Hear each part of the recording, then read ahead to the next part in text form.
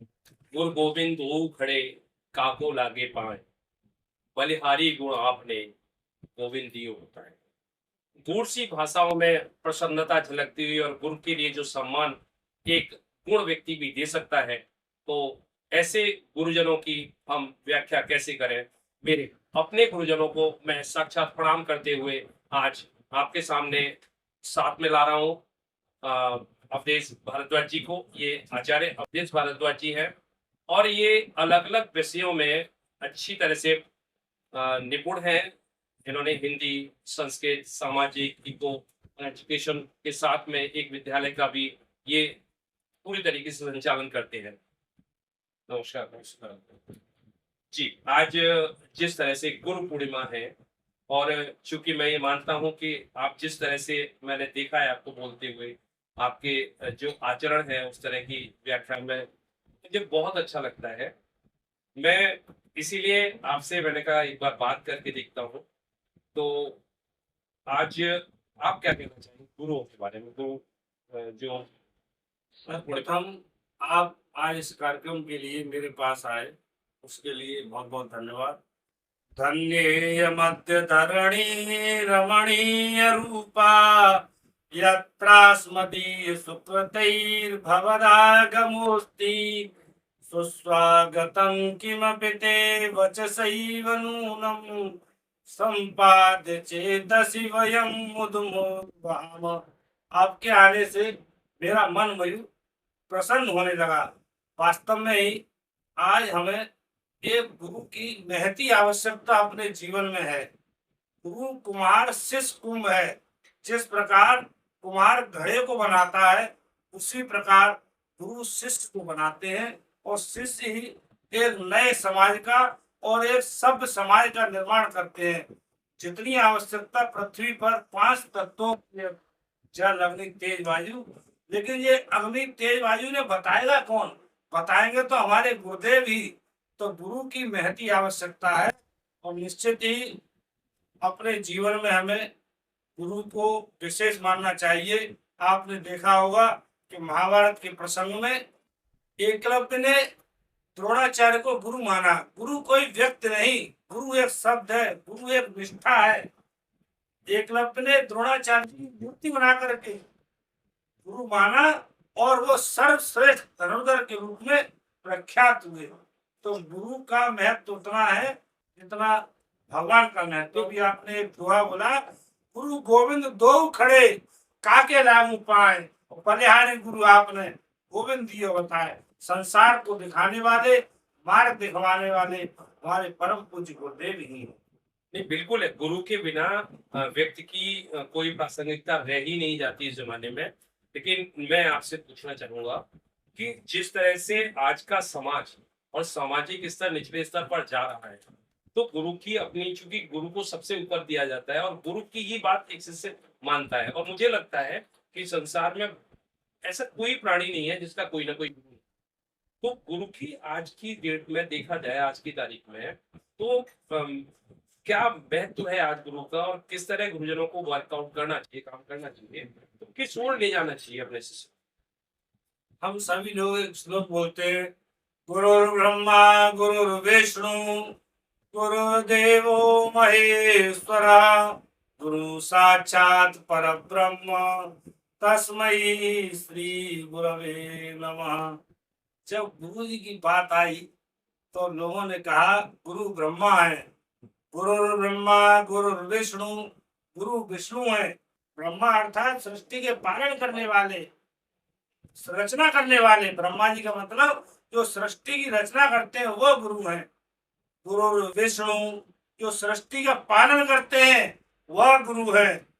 गुरुदेवो महेश्वर, और गुरु साक्षात महेश्वर भगवान शिव के स्वरूप है। संहार करने वाले, स्तुति प्रलय करने वाले हैं। इतने से भी बात नहीं चली तो गुरु की तारीफ में उन्होंने कहा, गुरु एकम पर ब्रह्म, परम पिता परमात्मा परब्रह्म कह दिया। तस्मै श्री गुरवे नमः। तो गुरु का स्थान परमात्मा के बिल्कुल सन्निकट रखा है। आपने पूछा समाज में गुरु की लोग बात मानते हैं, वैसे वास्तविकता देखी जाए तो गुरु के बारे में कहा गया है, गुरु करो जान के और पानी पियो छान के। हमारे गुरुदेव हमको सही राह दिखाते हैं। गुरुदेव का मुख्य कार्य क्या है? एक समाज को अच्छी दिशा प्रदान करना। गुरु दो प्रकार के हैं, एक तो हमारे शिक्षा गुरु हैं और दूसरे आध्यात्मिक गुरु हैं। जो हमारे विद्यालयों में शिक्षक गण पढ़ाते हैं, वो एक विद्यार्थी को राष्ट्र निर्माण के लिए उसका भविष्य संवारने का कार्य करते हैं। लेकिन उससे है यही लौकिक गुरु। इसके बाद आते हैं पारलौकिक गुरु। आज गुरु पूर्णिमा का पावन पर्व है, तो ये पारलौकिक गुरुदेव का पर्व है, तो ये योग कराते हैं। योग का मतलब आत्मा और परमात्मा का मिलन। हमारे जीवन का लक्ष्य क्या है? मानव जीवन का लक्ष्य है मोक्ष की प्राप्ति करना। जैसे पुनरपि जन्मं पुनरपि मरणं और पुनरपि जननी जठरे शयनम। पुनः पुनः जन्म लेना, पुनः पुनः मरण करना और संसार के कार्यक्रमों को करना, इससे मुक्त करना ही मोक्ष है। और ये कार्य है गुरुदेव का। आप कह रहे हैं गुरु जी की बात सब लोग मानते हैं, वास्तविकता तो यह है कि मतलब की बात मान लेते हैं जो हमें अच्छी लगती है, लेकिन गुरु जी के अनुशासन में जो रहते हैं वही परम सिद्ध गति प्राप्त होते हैं, वही गुरुदेव के अच्छे शिष्य होते हैं। जैसे माता पिता के सुपुत्र कौन है? जो उनकी आज्ञा का पालन करते हैं और उनके बताए हुए मार्ग का अनुसरण करते हैं, तो निश्चित ही उनकी संसार में, समाज में, इहलोक में, परलोक में ख्याति प्राप्त होती है। तो जिन्होंने अपने जीवन में गुरु का स्थान रखा है, गुरु की बात मानी है, उनका कोई सानी नहीं है। वर्तमान में वृंदावन में आप देख रहे हैं, एक परम पूज्य संत प्रेमानंद जी महाराज हैं, बड़ी अच्छी अच्छी बातें कहते हैं वो, और लोग उनसे प्रेरित हो रहे हैं। तो वो स्वयं अपने आप में पालन करने वाले हैं। आचारहीनम न पुनंत वेदा। जो व्यक्ति आचरणहीन है उसे वेद भी पवित्र नहीं कर सकते। तो हमें सदाचारवान बनना है और तभी हम गुरु के पास जाएं। अपने सभी सारे दुर्गुण दुर्व्यसनों से हमको नाथ बचा लीजिए। मंगलमय गुण कर्म पदार्थ प्रेम सिंधु हमको दीजिए। हम गुरुदेव से प्रार्थना करें, हे प्रभु हमारे सारे दुर्गुण दुर्व्यसन से हमें बचाओ और मंगलमय जो कार्य है वो हमें प्रदान कीजिए। ये जो मैंने देखा है आजकल कि नॉर्मली आजकल बहुत सारे स्लोगन टाइप में चल रहे हैं। एक स्लोगन आज भी चल रहा है, एक पेड़ मात्र। बहुत अच्छा स्लोगन, अच्छा स्लोगन। और आज मैंने जब अखबार में पढ़ा तो अखबार में कहा गया है कि 40 लाख पेड़ जो हैं वो लगाए जा चुके हैं केवल हमारे इस शहर जिले में। मुझे ऐसा लगता है कि स्लोगन के अनुसार 40 लाख पौधे अगर एक शहर में लगाए गए हैं और इन 40 लाख का ध्यान रखा जाए, तो आज मैं जहां देखता हूं, क्योंकि मैं ग्रामीण परिवेश से आता हूं, और ग्रामीण परिवेश में जिस हालत में आज पेड़ों की दशा देखते हैं, पहले हर मेड़ पे, हर खेत में 10-20 पौधे हुआ करते थे, पेड़ हुआ करते थे, चाहे वो नीम था, चाहे बबूल था, चाहे कुछ भी था। लेकिन वो आज की डेट में खत्म हो रहे हैं। और हम क्वांटिटी में, अगर स्लोगन क्वांटिटी में जाएं तो बड़ी तेजी से 40 लाख 50 लाख या 1 करोड़ पौधे। तो इसमें क्या प्रासंगिकता एक लगता है क्या होनी चाहिए? हमें शिक्षा क्या देनी चाहिए? देखिए, गुरु, माँ और पौधे तीनों ही हमारे जन्म के लिए बहुत ज्यादा उपयोगी। माँ हमें जीवन दे रही है, गुरु दिशा दे रहा है, तो जीने का जो इन दोनों के बीच की प्रासंगिकता प्रदान कर रहा है वो पेड़ कर रहा है, ऑक्सीजन उससे हमें है। तो इसके लिए हमें सब लोगों को, क्योंकि गुरुजनों को ही करना है कुछ ना कुछ, तो किस तरह से, किस कदम को उठा के इसे आगे बढ़ाना चाहिए? आपने ये बहुत अच्छा प्रश्न किया है। मैं स्वयं विशेष प्रकृति प्रेमी हूँ। अपने विद्यालय में मैंने कई प्रकार के पौधे, वृक्ष, यहाँ तक कि मैंने 100-200 गमलों में भी पौधे लगाए हैं। धरती भी पूरी हो गई, लेकिन ऊपर छत पे पौधे कैसे लगे? तो गमलों में लगाए। आप देखिए आजकल जो स्लोगन चल रहा है, एक पेड़ माँ के नाम। अच्छी बात है, सब पेड़ लगाएं।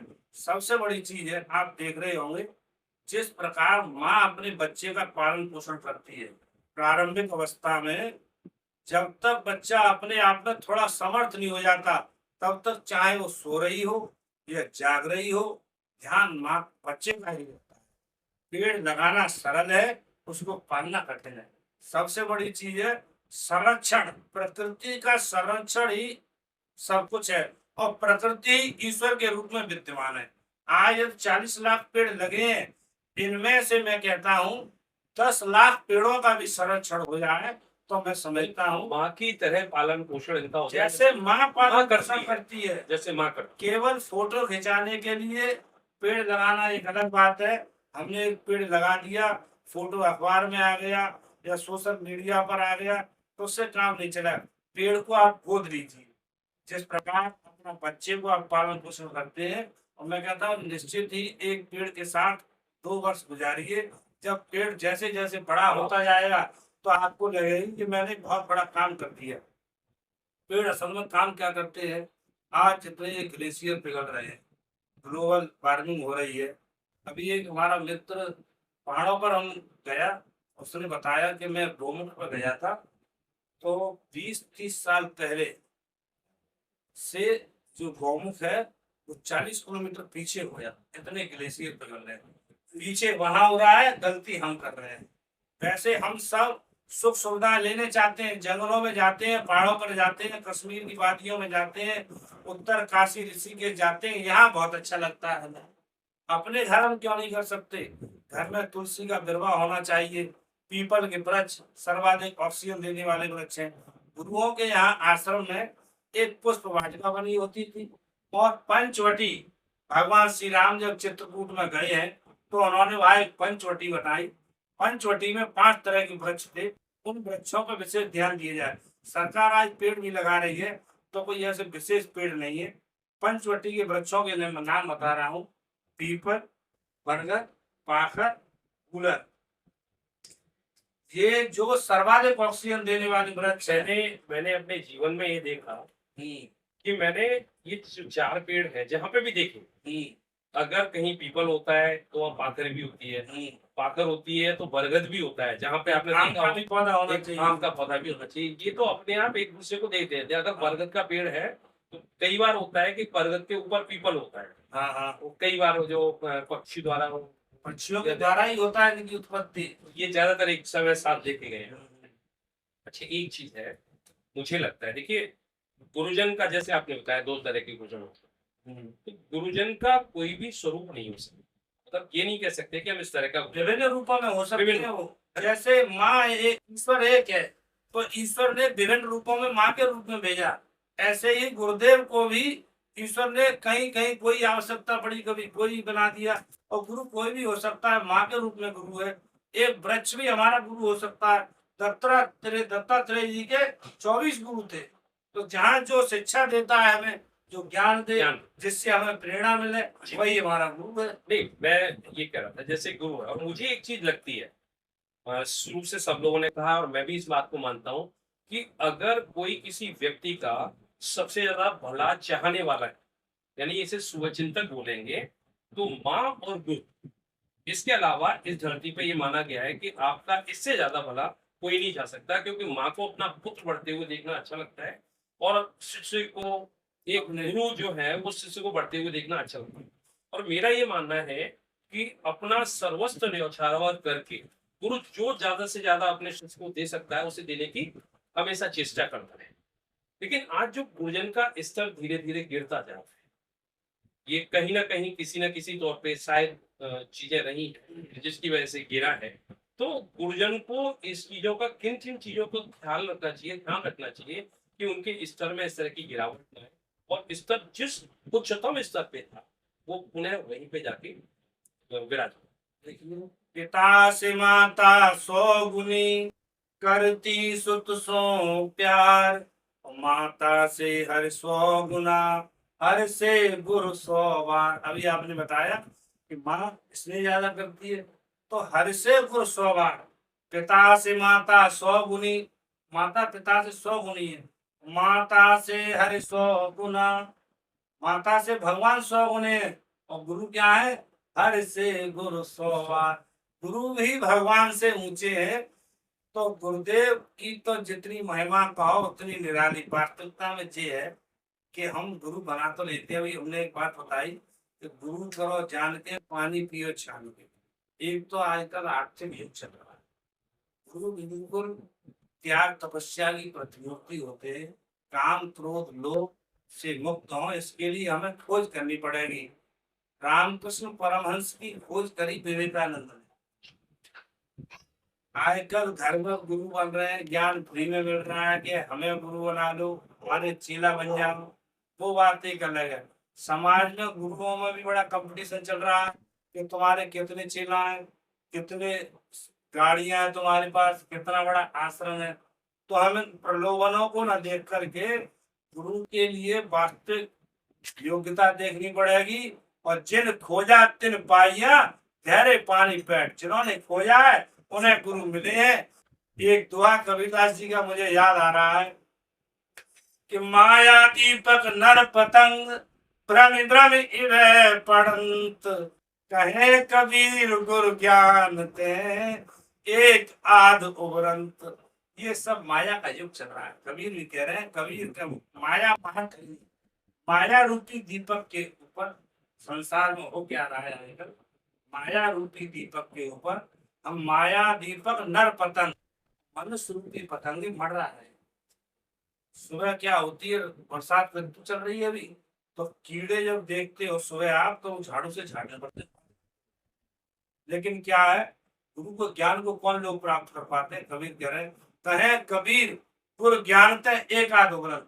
सब लोग बैकुंठ को थोड़ी चले जाएंगे। गुरु के ज्ञान से एक आध ही उबर पाता है। जो गुरु के ज्ञान को आत्मसात कर ले और हृदय में अपने धारण कर ले, तो विशेष ध्यान ये रखना है कि गुरु को जान के, पानी पियो छान के। गुरु के लिए हमें खोज करनी पड़ेगी और एक अच्छा शिष्य भी बनना पड़ेगा। ऐसे ही काम चलाओ कि दीक्षा ले लो। या विद्यालय में आप देख रहे हो, आज पहले गुरुकुलों में कम लोग पढ़ते थे, आज इतने स्कूल खुले हुए हैं, इतनी यूनिवर्सिटी खुली हुई है, इतने कॉलेज खुले हुए हैं। शिक्षा की स्थिति ये हो रही है कि शिक्षा केवल अर्थ खरीद है। जब विद्या का काम क्या है, ज्ञानाय, ज्ञान के लिए होनी चाहिए। ऋतेन ज्ञानान मुक्ति। तुलसीदास जी रामचरितमानस में कह रहे हैं, ज्ञानी मोह विशेष प्यारा। भगवान कह रहे हैं, जो ज्ञानी जन है वह मुझे विशेष प्रिय है।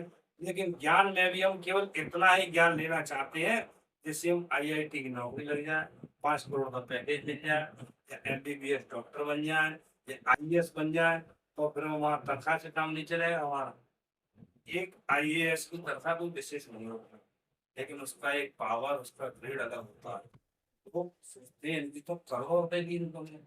हम शिक्षा में ऐसी शिक्षा पढ़े और हमारे गुरुजन भी, हमारे शिक्षकगण भी, हमारे गार्जियंस भी हमारे बच्चों को यह प्रेरित करें कि हम ईमानदारी से अपना जीवन व्यतीत करें। ऑनेस्टी द बेस्ट पॉलिसी वाला सूत्र जो हम सुलेख के रूप में बच्चों को दिखाते हैं, वह हमारा मूल मंत्र होना चाहिए। तो देश आगे बढ़ेगा, दौड़ेगा, पुनः सोने की चिड़िया बन जाएगा। आज जिस तरह से हम देख रहे हैं, पहले के जन्म और आज के जन्म, मैं किसी का विरोधाभासी नहीं हूँ, मैं हमेशा अच्छी बातें सोचता हूँ।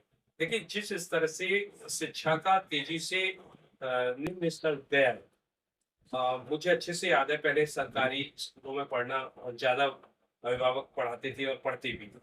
आज ये स्तर बिल्कुल बदल गया है।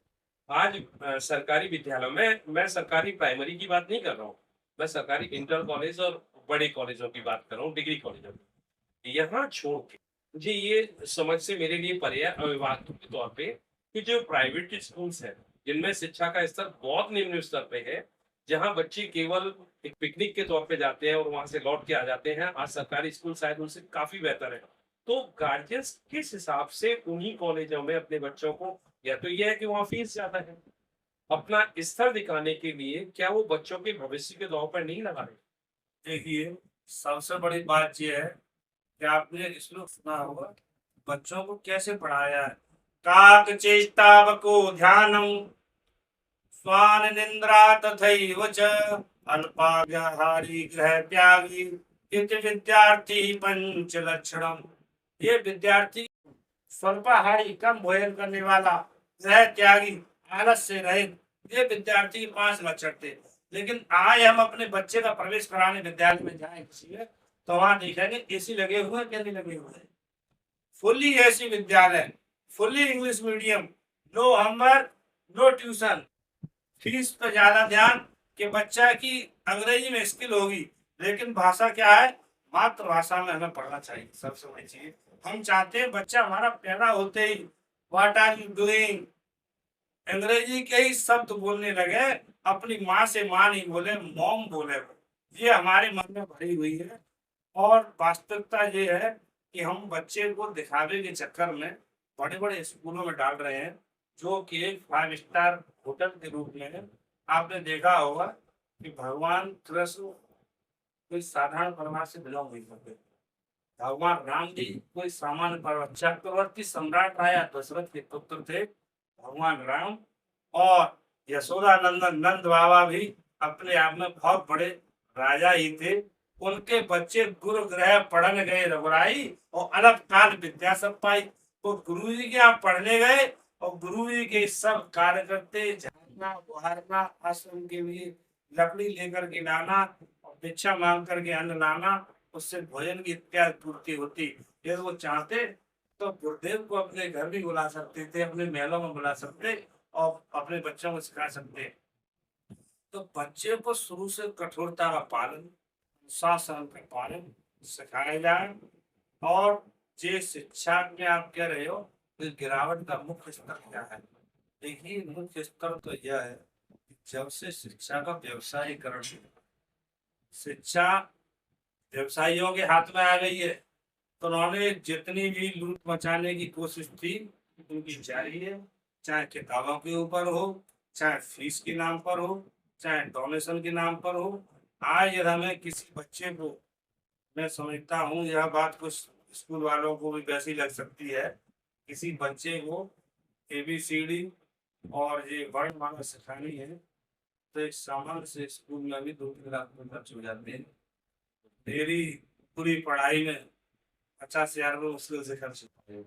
नहीं, देखिए, मैं एक चीज मानता हूँ कि आपने खुद भी, चूंकि आचार्य हैं, आपने संस्कृत में भी आचार्य आप उपाधि से सम्मानित हैं, हिंदी में भी आपने एक अच्छा अध्यापन किया है, अन्य अन्य विषय में आप इस विषय पे गए।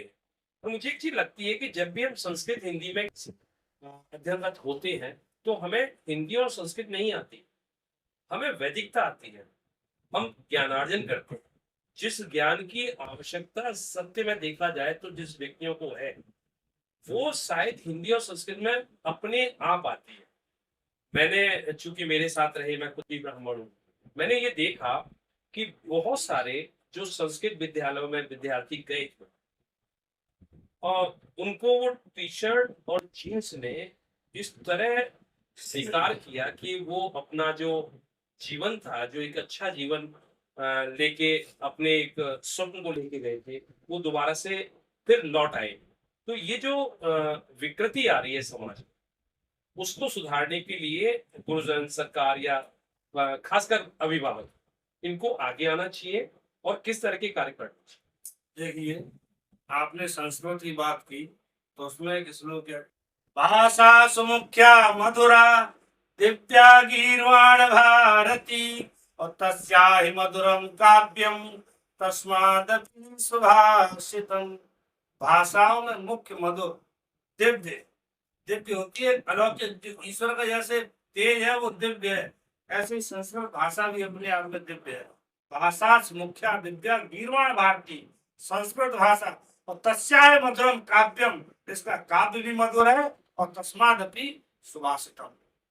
धन्योयम भारत देश यत्र समुल्लसति जनमानस पावनी, भव्य भावोद भावनी, शब्द संधो प्रसवनी स्वभारती।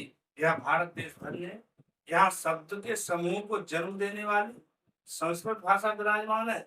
लेकिन हुआ क्या कि जब हमारे यहाँ एक लॉर्ड मैकाले आया अंग्रेज, उन्होंने क्या किया, उनके पिताजी ने उन्हें भेजा कि इस देश का समूल नाश कैसे किया जाए।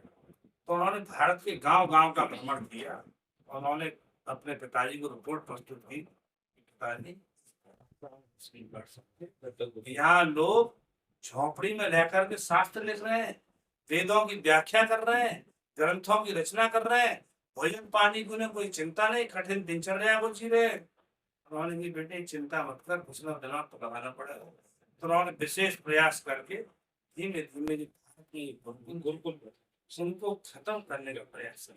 मैकाले आया, गुरुकुल को खत्म करने का प्रयास किया, कॉन्वेंट स्कूल खोले गए और यह व्यवस्था की गई जो इन कॉन्वेंट स्कूलों में पढ़ेगा उन्हीं को नौकरियां मिलेंगी। वो चाय वाला जो सिस्टम था, अंग्रेजों में दो चीजें बहुत अच्छी की, हमारी शिक्षा का विध्वस्तीकरण कर दिया, विध्वंसीकरण उन्होंने और हमारे दूध की जो छाछ वाली हमारा स्वाद था उसको भी निम्न स्तर पर ले जाके आज की डेट में खत्म ही कर दिया है। उन्होंने प्रायोजित तरीके से इन गुरुकुलों को खत्म किया। उन्होंने कि ये तो कभी नष्ट नहीं हो सकते, ये ऋषियों की संतान। ऋषि कौन है? हमारे दिमाग में एक ऋषि के प्रति केवल ये होगा, बड़ी जटाएं होंगी, ध्यान में बैठा हुआ, कॉपी पहना हुआ, लेकिन ऋषि वैज्ञानिक शादी भरद्वाज ऋषि हुए, 8000 विमान शास्त्र की उन्होंने व्याख्या करी, उन्होंने विमान बनाए। चरक ऋषि हुए, महर्षि पाणिनि हुए, महर्षि पतंजलि हुए, जो महर्षि हुए, बहुत बड़े वैज्ञानिक हुए। लेकिन इन्होंने ऐसा किया कि हमारे गुरुकुल खत्म कराए, इन्होंने शिक्षा खत्म कराई, कॉन्वेंट स्कूलों में रेड मैट कैट ये स्कूल चलाए। जब 1872 में इंग्लैंड में पहला कॉन्वेंट स्कूल खुला था तो भारत में 2 लाख गुरुकुल थे। यहाँ की शिक्षा स्थिति, नालंदा विश्वविद्यालय, तक्षशिला विश्वविद्यालय, ये 17 बड़े विश्वविद्यालय थे। तो उन्होंने प्रायोजित तरीके से इस देश को खत्म करने के लिए गुरुकुलों को खत्म कराया। और आप कह रहे हैं तो संस्कृत विद्यालयों में मैं कहता हूँ कोई होंगे, हजारों लाखों व्यक्ति ऐसे होंगे जो थ्रूआर्ड अंग्रेजी बोल लेते हैं, थ्रूआर्ड अंग्रेजी जानते हैं। और ताजमहल पे आप जाके देखते होंगे, कोई रिक्शा चला रहा है, कोई कुछ कर रहा है, कोई एक व्यक्ति मुझे दिखाइए जो संस्कृत बोलना जानता हो, लोग उसके नतमस्तक नहीं होते। ये संस्कृत भाषा की द्वारा मुझसे बोली गई संस्कृत की एकमात्र ऐसी भाषा है, मुझे लगता है कि जिसको सुनने के बाद हर व्यक्ति, वो भारतीय नहीं, हर व्यक्ति, विश्व के किसी भी हिस्से में रहने वाला, वो हर व्यक्ति जो संस्कृत में किसी को बोलते हुए सुनता है, आदर से एकदम नतमस्तक हो जाता है। क्योंकि संस्कृत एक भाषा के रूप में नहीं, व्यक्ति को अगर व्यक्तित्व तक ले जाना है तो मुझे लगता है इसमें संस्कृत की पहचान कराती संस्कृत। और संस्कृत से ही हमारी संस्कृति है, उसी से संस्कार है, उसी से अनुशासन है, उसी से मेरा जीवन है। और मैं तो अपनी वास्तविकता बताऊं, हमारे परम पूज्य नाना जी आचार्य रामचरण दीक्षित जी संस्कृत के बहुत प्रकांड विद्वान थे। हनुमान संस्कृत महाविद्यालय में प्राचार्य रहे। और मेरे पूज्य पिताजी भी संस्कृत से व्याकरणाचार्य और PHU बनारस हिंदू विश्वविद्यालय के 1979 में टॉपर स्टूडेंट रहे। SR के इंटर कॉलेज संस्कृत प्रवक्ता रहे। और शायद ही जितना भी मैंने संस्कृत सीखी है अपने पिताजी के श्री चरणों में बैठकर भी संस्कृत सीखी है। एक संस्कृत का एक श्लोक आपको सुना रहा हूँ, देखिए आपको कितना अच्छा लगेगा। श्रीमद् भागवत जी का श्लोक है। प्रसंग क्या है कि भगवान कितने श्रद्धालु है, कितनी करुणा करने वाले हैं। और ये एक हमारा भारत का व्यक्ति इतनी करुणा कर सकता है। और हमारे भगवान की तो उदारता ही क्या है, जब पूतना भगवान कृष्ण को दुग्ध पान कराने आई विष लगा करके, तो भगवान ने उसके लिए क्या किया, अहो वकीयम स्तनकालकूटम जिघांसयापा यद्यप्यसाध्वी लेभे गतिम धातृच्युतां ततोऽन्य गम्वा दयालुं शरणं व्रजेम। आहा बकासुर की बहन पूतना, अहो वकीयम स्तन कालकूटम, अपने स्तनों पर कालकूट नाम का जहर लगा करके आई। और जिघान सयापा यदत साध्वी, आई इसलिए भगवान को मारने के लिए। यद्यप असाध्वी है और लेवे गतिम धातृच्युतां ततोऽन्य, लेकिन मेरे भगवान कन्हैया जी कितने दयालु है। उन्होंने माँ यशोदा से पहले उस पूतना को वह गति प्रदान कर दी। अपने काम तो इसने माँ जैसा ही किया दूध पिलाने का, तो इसको माँ की ही गति प्रदान की। तो बताओ भगवान के अलावा कौन दयालु हो सकता है। और हमारा कोई कुछ भी नहीं कर सकता। ये भगवान कृष्ण, भगवान राम, गौतम बुद्ध, महावीर की तपस्या है। जन्मभूमि रही है। यह देश, यह भारत कभी मिटने वाला नहीं। इसकी संस्कृति अमर रहेगी। कोई ना कोई ऐसा वीर ऋषि पैदा होता रहेगा समय समय पर, ये देश का उत्थान करता रहेगा। आचार्य अवधेश भारद्वाज जी के साथ अभी हम इनके जो आचार्य होने के गुण थे उनको देख रहे थे और सुन रहे थे। भारतीय संस्कृति में कितनी महत्व है और कितना इस भारत के प्रभुत्व का योगदान इस भारतीय संस्कृति में और हमारे गुरुजनों में रहा है, ये किसी से अछूता नहीं है। मैं कुलदीप शुक्ला, IIT 24/7 न्यूज के लिए धन्यवाद।